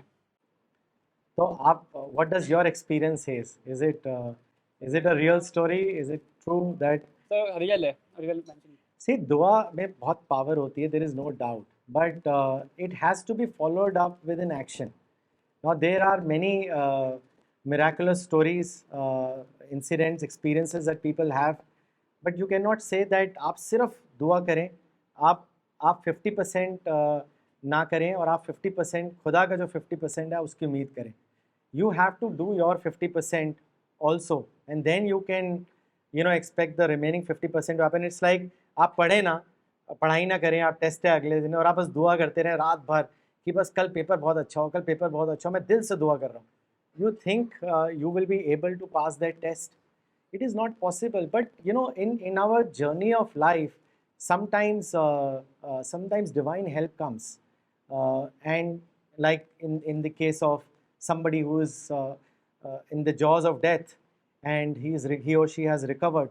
I have also heard those narrations, and वो अल्लाह के हाथ में अल्लाह कर सकते हैं. लेकिन आप हर चीज़ में उस एस्पेक्ट को, उस प्रिंसिपल को अगर आप अप्लाई करने लग जाएं तो लाइफ कभी भी प्रोग्रेस नहीं करेगी. There will be no development because people will just become wishful. So दुआ has to be a practical दुआ, which means that you give in your 50%, your best, and then you reach out to God, that you get complete success. That is what I would say. कोई था उसने अपने पूरा best दे दिया exam में और फिर मान लो वेरिफिकेशन का टाइम या कुछ भी होने वाला है आगे, तो उसे लगता है कि वहाँ पे हो नहीं पाएगा, गड़बड़ हो जाएगी. तो हो सकता है कि वो वहाँ पे क्वालिफाई कर जाए या फिर नहीं हो सकता. तो उसने अपना बेस्ट दे दिया, बाकी सब वो बोल रहा है कि मैंने अल्लाह पे छोड़ा है, तो हो जाएगा नहीं हो पाएगा. So there are two things. One is that you've given your best, and the result is not as per your expectations. So what would it say? It would mean that there was something that you left. You need to introspect, relook at things. I remember in my 12th standard, I got distinction in all the subjects except one, which was English. और मुझे लगता था वही मेरा सबसे best paper हुआ है. So when I got the marks, I couldn't believe my eyes, and so much so that मैंने रीअसेसमेंट के लिए डाला, because I thought कि ये तो पॉसिबल ही नहीं है, जो मेरा सबसे बेस्ट पेपर हुआ है उस एक सब्जेक्ट में डिस्टिंक्शन नहीं आया, सब में आ गया, और ये मेरा सबसे बेस्ट पेपर था. And then I spoke to my ma'am and she said, no, you have made several grammatical mistakes and you think you've done it right, and that is why you did not get the marks. You don't have to be dejected by the failures, and that is why I mentioned in one of the slides that you have to learn from those failures. Don't feel that you've lost it. India lost World Cup and everybody सबने write off कर दिया था उनको. And see what happened yesterday. They created history. Had they brooded कि हमने सारे matches जीते थे, एक लास्ट वाला जो है वो destiny had something else in store and it was not right and they stop practising, तो क्या होता? कल रिजल्ट कुछ और ही होता. Life will always have ups and downs. You have to every time introspect, learn in every situation. Don't get dejected, but give in your best. तो sir जो एंजल से वो आवाज़ लगाते हैं तहज्जुद के टाइम पे कि कोई है अल्लाह पाक की तरफ से कि जो मैं उसे माफ़ कर सकूं, दुआ उसकी कबूल हो जाए, तो सर अगर कोई तहज्जुद में भी नमाज़ पढ़ के दुआ मांगा उसको वो चीज़ नहीं मिलती तो कहा जाता है कि वो चीज़ अच्छी नहीं है तुम्हारे लिए. तो कुछ ऐसा नहीं हो सकता कि वही सेम चीज़ मिल जाए लेकिन कुछ और करके मिल जाए? अल्लाह तो ऑलमाइटी है ना, तो पावर है बहुत ज़्यादा, तो कुछ भी कर सकते हैं, तो हो नहीं सकता ऐसा कुछ? हाँ, तो उसके लिए सब्र दरकार है. आपने दुआ करी अल्लाह ताला से. अगर आपका यकीन है, आपका फेथ इतना स्ट्रॉन्ग है कि जो कुछ होगा आपकी ज़िंदगी में वो अल्लाह ताला आपकी ज़िंदगी के हिसाब से आपको बेस्ट देगा. अगर ये फेथ है तो देन हैव पेशेंस एंड दुआ करी है तो ऐसा नहीं होता कि ओवर द नाइट चीज़ें मिल जाती हैं. एक प्रोसेस होता है. This entire life that we are experiencing, it is through that process of cause and effect. तभी वो एलिमेंट ऑफ डाउट रहता है. आपने दुआ करी है लेकिन क्या आपने उस जो दुआ आपने करी है क्या उसके पीछे जो मेहनत रिक्वायर्ड है या जो सिंसियरिटी रिक्वायर्ड है क्या आपने वो करी है? वो आपने have you demonstrated that? So you should be contented with what you get in life. एक और चीज़ ये भी कहते हैं लोग कि गलती किसी की होती है, सज़ा किसी को मिलती है. तो ये तो वो इंसाफ नहीं हुआ ना एक तरीके से कि गलती कोई कर रहा, सज़ा किसी और को मिल रही है. जैसे एग्जांपल के तौर पे किसी को कोई सर्टिफिकेट बनाने के लिए दिया गया, कहा कि आपके पास 1 महीने का टाइम है, उसके बाद आपका 1 महीने का टाइम है आपके पास, आपको सर्टिफिकेट बना के देना है एक बच्चे का. उसके बाद उसके बच्चे की काउंसलिंग है, लेकिन कुछ भी होता है उस बंदी की क्यों तबीयत ख़राब हो जाती है, उसका सर्टिफिकेट नहीं बन पाता. तो फिर वो बच्चा पूछता है कि सर्टिफिकेट दीजिए, मेरे को कहता है मेरी तबीयत ख़राब हो गई. तो गलती उसकी नहीं थी ना बच्चे की, लेकिन सज़ा तो उसको मिलेगी, उसका एडमिशन नहीं हो पाएगा. तो फिर ये जस्टिस कहाँ हुआ? See, you are made for a world which is clean from all these obstacles, hindrances, and that world is paradise. It is yet to come. This world will have these difficulties, these injustices, and that is exactly what I mentioned about creation plan of God. That God has given you freedom. Whether you misuse that freedom or you use that freedom, you are in a position of authority, but at the same time you are misusing your authority to create injustice, to cause inconvenience to others. So you are creating your own book which will be evaluated at later on, but that doesn't mean that ये world को ideal world बना देंगे. हर चीज़ आपके साथ अच्छी ही होगी, हर चीज़ सही ही होगी, ऐसा कभी भी नहीं होगा. You have to have patience, you have to have plan, you have to have continuous efforts that no matter what you will keep going. Otherwise you will fall into despair, you will fall into frustration. I knew a person, he worked in an organization. He was asked to move to another city and he said he cannot move to another city, but the office people said that this is something which is as per the rule, and if you don't do that we will demote you. Now for him it was like a matter of injustice, and he said that I cannot because I have some genuine reasons. So they demoted him, they cut down his salary, they demoted him, but he said that I have faith in God, and 2 years he said that no matter what I'll continue to do at my top performance. I will not give an excuse to the organization that because demote कर दिया तो negative हो गया. So 2 years, after 2 years, the company realized that they made a terrible mistake. They gave him double promotion, they increased his salary, and things are good. But but 2 साल का wait था.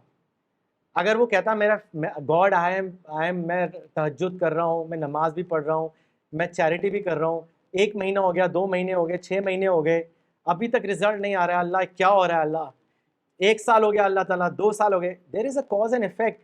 God has heard your prayers. There is something that is happening in the background. Allow that the patience is that time required to be lapsed for your dua to fructify, for your dua to play out. After 2 years, when that person looked back, he said, "Oh, so this was how it worked," and he did Alhamdulillah. I know that person personally. So have patience. Be always hopeful. Like I said, waiting for a better tomorrow. Stay positive. There will be things which will not be as per your confirmations, or as per like what you want it to be. Sir, how did you develop interest in Islamic history? Like you were searching for the purpose of life, or you were in a tough and stressful situation? How did I? Did you develop interest in the Islamic history? In the interest in the Islamic history. That's it's another longish answer, but yes, that was when I mentioned that at the beginning, if you joined late, that I had these existential questions, that what is the purpose of life and why I'm being created, because that thought used to bother me a lot, and I used to ask this question to many people, many spiritual and religious leaders, and I used to tell myself, and it used to aggravate my frustration. The thing that I used to tell myself, that if I become the richest man on the earth, if I become number one in my company, even if I become CEO, even if I become a global CEO, one day I will die. So my clock is ticking. The day I was born, my clock started to tick. I am approaching towards death. It's happening with everyone. So God has played this, cruel joke on me. And I used to ask this same question to everyone: what was the need? Like you asked, what is the need? And it was then that somebody advised me to meet Maulana Waiduddin Khan Sahab, and I went and asked him this question. And I had very stupid questions also that I put very brashly, but he was he displayed so much of patience, and he answered those rationally, and then he explained me this creation plan of God in the light of scientific developments. And then I thought that this is so beautiful. Nobody's explained it like that. I asked Maulana Sahib, can I read Quran? He said, of course you can. Who's stopping you? And then I picked up, the first Quran that I picked up was Pickthall, which was very difficult. Then I read Yusuf Ali, and then I asked him several questions.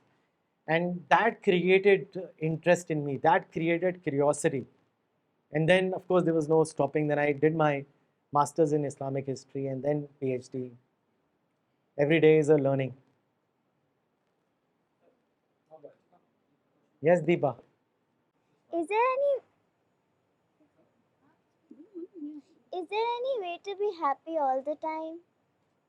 Is there a way to be happy all the time? Yes. You have to be just like yourself. Happiness is, like they say, is a state of mind. And uh, when you accept the reality, Diva, then you sort of learn the biggest principle of remaining happy.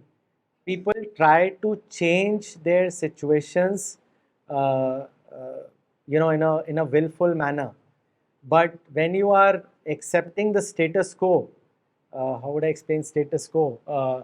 The situation that you are in, you learn from those situations, and then you move on in life.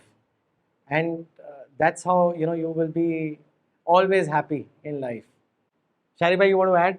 It's a very interesting question. No, I think you covered. Rini Appa, you want to add?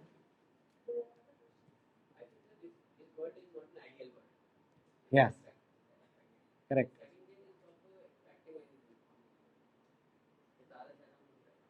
You have to accept the realities of life. That you cannot have everything. And stop. And sorry. And sir, stop expecting anything. Yeah, that's what you were saying. Yeah, that's a very important thing. Expectations make us sad. expectations from everyone, even expectations from God. You know, this kind of an expectation that मैं सुबह उठूंगा, I'll wake up in a different world, is a stupid expectation if that's what you expect from God. So expectations have to be moderated, or they have to be more realistic. Expectations within your relationships, yeah.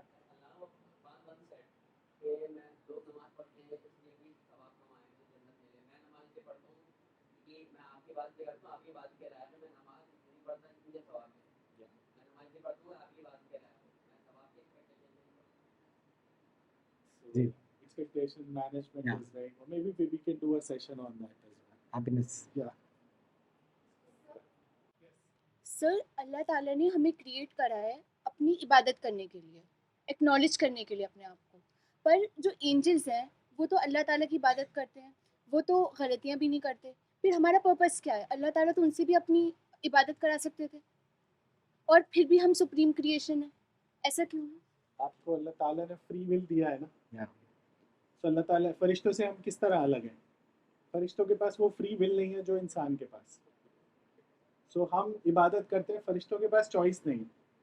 फरिश्ते इबादत करते हैं because that's how they are, that's what is there, that's what they are built to do, right? It's like, you know, machine that is built to just do some work, that's what it will do.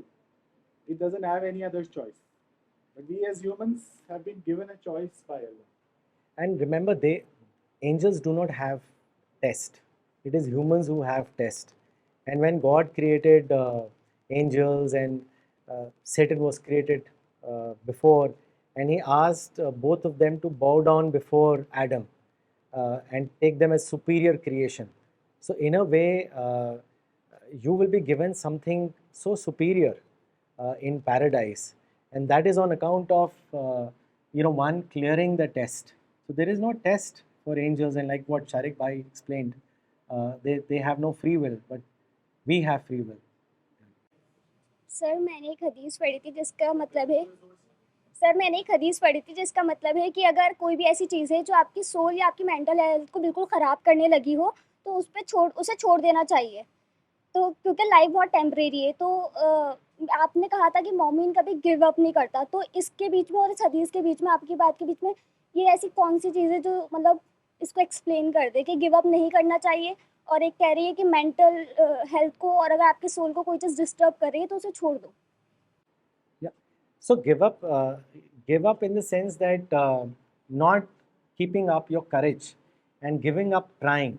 But what you are saying is that deeds which will take you farther away from paradise, those bad deeds or bad thoughts, ill feelings towards others, those are the things that you have to continuously introspect, that are you getting into that. एक बहुत अच्छा मैंने हदीस पढ़ा था कि there will be two people in the day of judgment.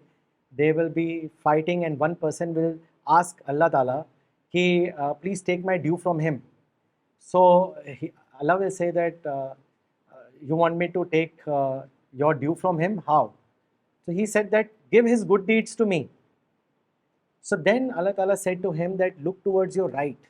And when he looked towards his right, he couldn't believe himself. It was a beautiful sight. It was a lovely garden and something that he had never conceived of. It was paradise. So he said, what is this? He said, this is paradise. So then he asked Allah, who is this for? He said, one who pays his price. So this man asked, what is his price? He says, take your brother along with him. Take your brother along into him. So meaning that, you forgive that person, not having negative feeling. You have to constantly keep checking that is this thought negative? Is this thought really going to bring out a desirable result? Or is it pulling you more down towards, let's say, failure? You have to give up those thoughts. And you have to we always say, we begin every chapter of the Quran in the name of most compassionate, most merciful. So in a way, it is also telling us that you also have to build that virtue of compassion, that mercifulness, that forgiveness towards others. I hope that answered. And you also have to know what is good for you and what is not good for you, what is going to damage your soul. right? Yeah. How do we control our desires? I mentioned that, see, it's a process. At no point a person can say that I am completely free of desires. This is a lifelong battle that a person has to do. You need to take baby steps and then bigger steps. And those steps are basically, your development, your inner development, your marifat. Like I mentioned that you have to have an inner dress, just like you have an outer dress. So which is what righteousness is all about. When you think good, when you talk good, when you spend time in the company of people who are better than you, that's how you progress, you develop. इसीलिए always be merciless towards yourself. How you can develop? Be very merciless towards yourself. Always keep checking that जो भी मैं कर रही हूँ इसका result क्या है. आपको खुद जवाब मिल जाएगा. If that result is drawing you more into temptations, drawing you more towards ill feelings, then you need to be alert. एक मोमेंट जिस तरीके से अपने आप को डेवलप करता है उसके अंदर एक कैपेसिटी ऑफ गेटिंग अलर्टनेस वो बढ़ जाती है. if you all probably recall your situation on when you learn something, you're getting trained at the starting point, and then once you've been through that, you realize कि आप कितने better off हो जाते हो, right? क्यों? क्योंकि एक training process है जो आपने करा है. So it is the same with spirituality. We need to develop ourselves spiritually every now and then we will see that we are able to withstand the Satan's whisper. It is not that you will completely be perfect. वो कभी ऐसा होगा नहीं. Those mistakes and failures are also good. They teach you something. So don't get bogged down. अगर कुछ गलती हो जाए इसे, okay, I'll not repeat it. Sir, you said to be humble, one should not seek appreciation or dwell over criticism. But sir, I have observed that these are inbuilt qualities. अगर हम किसी kid को भी देखें वो भी appreciation को सीख करते हैं, और अगर ना हो तो डीमोटिवेट हो जाते हैं. Right. No, that's very important. Yes, if you don't receive appreciation, आजकल organizations में ये होता है.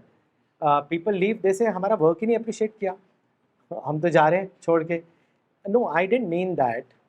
See, what it means is you understand by this hadith that once a person came and उसने बहुत ज़्यादा praises करी prophet के सामने.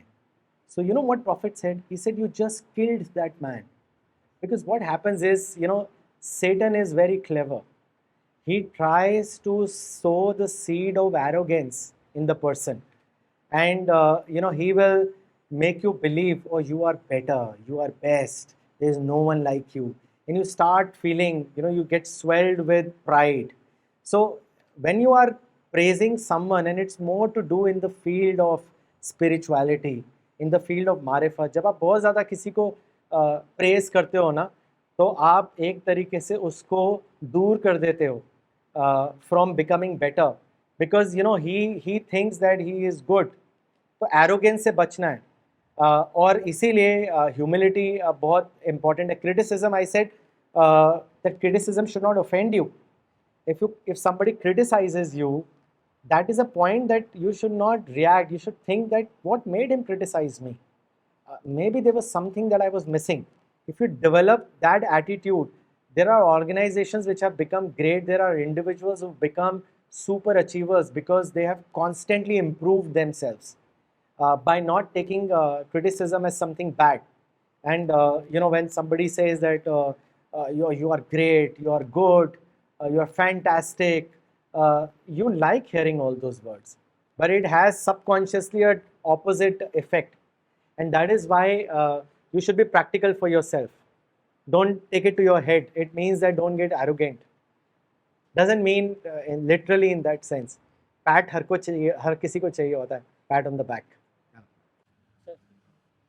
सर आपने अबू दारदा रज़ी अल्लाह अन्हु की स्टोरी सुनाई थी कि उनके पास सारे वर्ल्डली प्लेजर्स अवेलेबल थे, लेकिन उन्होंने अवेल नहीं करे थे because of the hair after.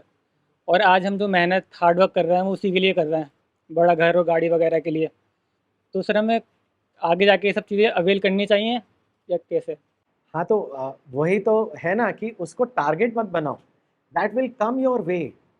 Car, big salary, house, trust me, it will come your way. Don't make it as your objective, but use that as a means to help others. Like, my brother said that, the biggest shukr is helping others, right? You said that. तो आपके आज की date में AC भी necessity हो गया, because you can't have an in working in an office there is no AC और आप उसको बोलो नो यू बी स्पिरिचुअल, काम करो ऐसे ही चलेगा, people will leave. So you have to use money for its utility, and you have to use those things for helping others and not just spending on yourself, because Quran में भी आया कि पैसे छीटने वाले शैतान के भाई हैं. You have to keep checking yourself. Are you becoming a brother of Satan, or are you making angel your companion? So these worldly things are just means to further the cause that you have to instill in your mind. दोनों चीज़ें हैं, balance. You need to have a balance. Balance बहुत ज़रूरी है. Sir, what should be our main long-term motivation when we get demotivated? How can we overcome that? You have to just do one thing. Tell yourself that I am not meant to be a failure. Everybody tends to underestimate oneself, and that is a result that there are small failures in life. Don't underestimate yourself. Just think God has created you. Would God be so unjust that He will make someone better than you? God has made everyone equal in terms of potential, but people have different capabilities so that we may take work from one another. सारे engineers हो गए तो doctor कौन होगा?